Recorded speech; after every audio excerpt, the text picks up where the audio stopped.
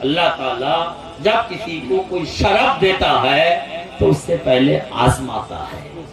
غوث اعظم رضی اللہ تعالیٰ عنہ کی زندگی کا یہ تو آپ نے کمال دیکھا نا کہ ایک موقع پر انہوں نے کہا کوئی اللہ کا ولی ایسا نہیں جس کے گردن پر میرا قدم نہ ہو، یہ تو کہا، لیکن اس کے لیے آپ نے کتنی محنت کی ہے، کتنی جانفشانی کی ہے۔ آپ کے بیٹے کہتے ہیں کہ ابا حضور جنگل میں تھے اور کئی دن تک جنگل میں تھے اور پانی کا ایک بوند تک انہیں میسر نہیں آیا۔ کھانا پینا الگ بات ہے، نہ روٹی ملی، نہ چاول ملا، نہ پھل ملا، نہ فروٹ، وہ تو الگ چیز ہے، پانی تک نہیں ملا۔ مگر جنگل میں وہ گھومتے رہے اور اللہ کی رضا ڈھونڈتے رہے۔ فرمایا کئی دن بیت گئے، جب کئی دن بیت گئے تو اللہ عز و جل نے رحمت فرمائی اور بادل کا ایک ٹکڑا آیا اور رحمت کی بارش رم جھم برسنے لگی، اور پھر ان بارش کے چند قطرات کو غوث اعظم فرماتے ہیں کہ میں نے پیا تو مجھے سکون ملا۔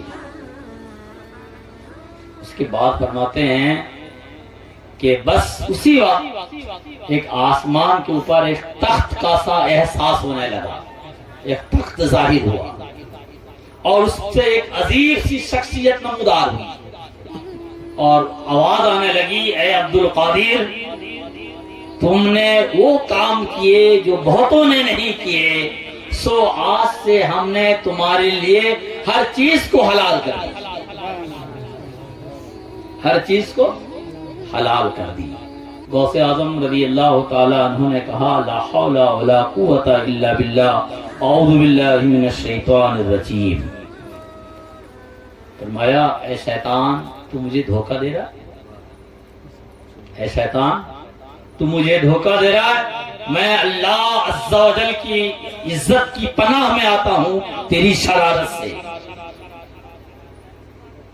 جب اللہ کے نبی پر ہر چیز حلال نہیں تو اللہ کے نبی کے غلام پر ہر چیز حلال کیسے ہو جائے گی؟ اللہ کے نبی پر ہر چیز حلال نہیں تو اللہ کے نبی کے غلام پر کیسے ہر چیز حلال ہو جائے گی؟ اس لیے تو شیطان ہے، اے اللہ اس شیطان کے شر سے ہمیں بچا۔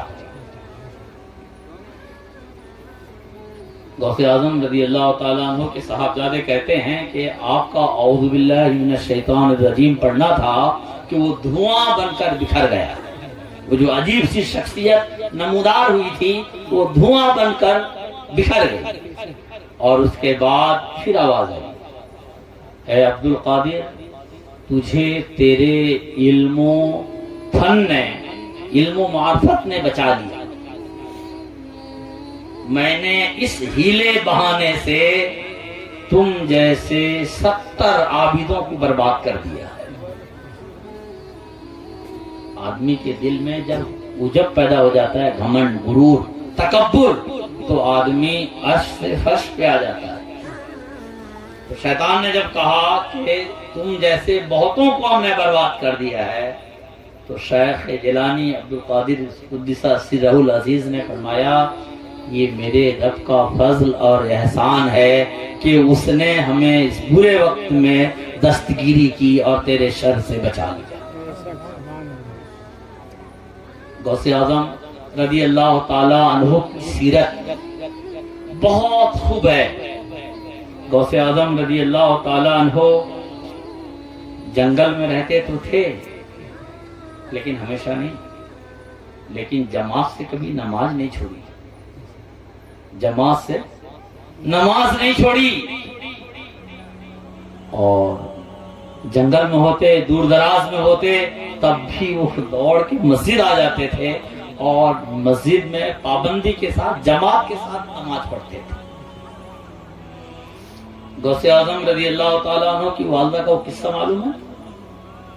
آج کل ہمارے یہاں مدرسے ہوتے ہیں، مدرسے میں بچے پڑھنے کے لیے جاتے تو ہیں مگر جتنی محنت، کوشش اور جستجو کے ساتھ پڑھنا ہوتا ہے وہ نہیں، کیونکہ ماں کی یاد، باپ کی یاد، بھائی کا پہنچ جانا، بوا کا بلا لینا، یہ سب چلتا رہتا ہے۔ مگر شیخ عبد القادر جیلانی قدس سرہ العزیز کو والدہ محترمہ نے جب بغداد بھیجا تھا تو انہوں نے کہا تھا میرے بیٹے یہ میری آخری ملاقات ہے اور رب نے چاہا تو قیامت میں ملاقات ہوگی. وہ ماں پتھر دل تھی کیا؟ وہ ماں پتھر دل تھی کیا؟ نہیں، وہ ماں تو صالحہ تھی، وہ تو اللہ کی نیک بندی تھی، لیکن ان کو پتا تھا کہ اللہ عز و جل کا قرب اور محبت حاصل کرنے کے لیے قربانی دینی ہوگی.